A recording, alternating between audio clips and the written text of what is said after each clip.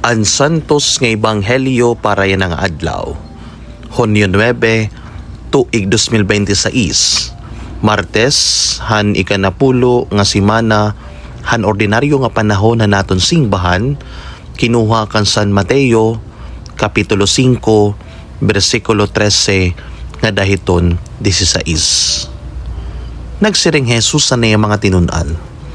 Kamuan asin parahan nga tanan nga katawhan hatuna, kundi kung tumabang nga asin, waray na iba nga paagihin pagbalik han iya kapag ad. Waray na ito gamit.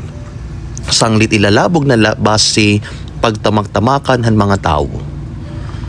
Kamo amo an kapawa hanbugos nga kalibutan. Diri matatago in bungto kagintindog habaw-baw hinbukid. Waray na dagkotin suga ngan takluban.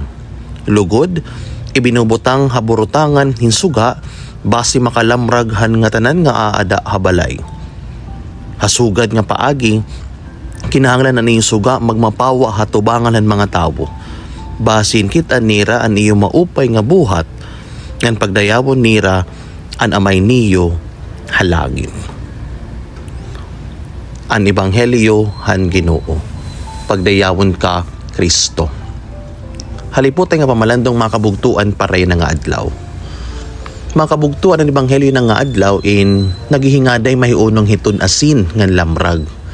Ngan mo pa'y po ining analogy ang ginhatag ni Jesus kung papaano po naton uukyan iton aton Kristohanon na kinabuhi. Salit mapakiana kita, kaya ano daw la asin ngan lamrag?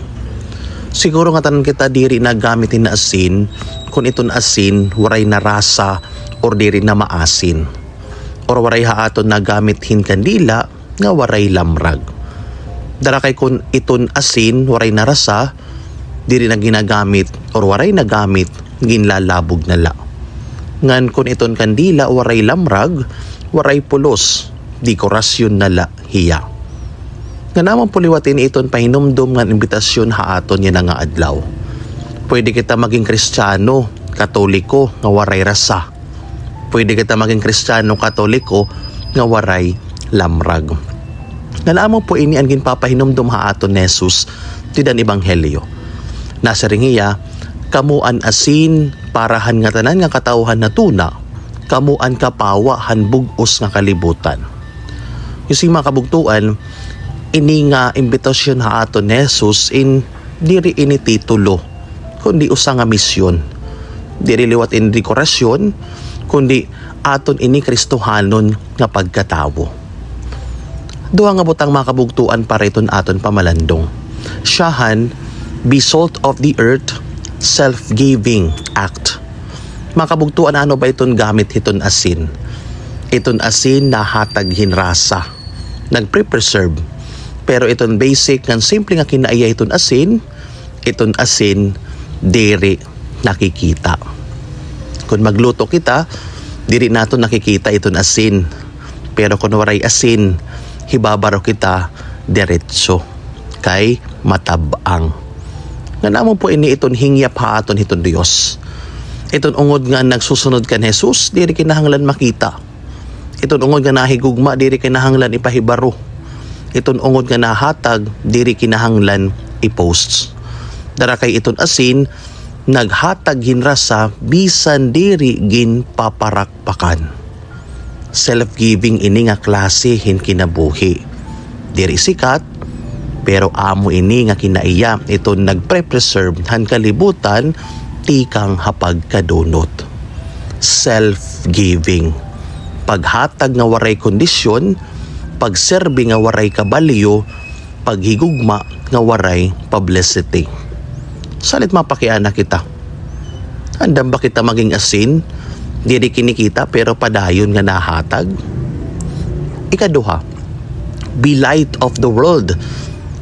An act of self-emptying. Nasa ring liwat Jesus sa ebanghelyo, kamo amo an kapawa han bugos ng kalibutan. Kung siguro kung may da pinakamaupay nga imahe hiton kapawa, amo ini iton kandila. Iton kandila na hatag hinlamrag, nagigiya hiton iba especially kung masirum. Pero sana aton liwat hinumduman nga samtang nahatag hinlamrag iton kandila, hinay-hinay hiya nauubos. Diri hiya makakahatag hinlamrag kung diri hiya mauupos or mauubos. Diri hiya makapaghiya pinaagihan lamrag kung diri hiya matutunaw. Ngan sana sugad po liwat kita hini. Itong unang Kristiyanong Katoliko nahatag hin kapawa. May sakripisyo, may pag-antos, naghahatagin oras kusog ngan kasing-kasing. Naglaramrag hira pero may kabalyo nauubos hira. Pero amoy ni iton misteryo iton Kristyanismo. Ito na aton Kristohanon na kinabuhi. Ito nauubos para hiton iba, amo iton mas nagiging mapawa or malamrag. Dara kay iton kapawa, diri para hakalugaringon, kundi para hiton iba nga tawo. Salitagin mapakiana kita. Andam ba kita maubos base makahatag hinlamrag para hiton kinabuhi hiton iba? Again mga kabugtuan, an asin, self-giving, an kapawa, self-emptying. An asin nagahatag bisan diri kinikita. An kapawa nauubos samtang nahatag hin lamrag. Nga namo po ini nga duduha amo iton konkreto nga pagpakita ngan pagpaabot hiton ungod nga paghigugma. Padayon nga nahatag bisan diri kinikita ngan bisan hinay-hinay nauubos. Amen.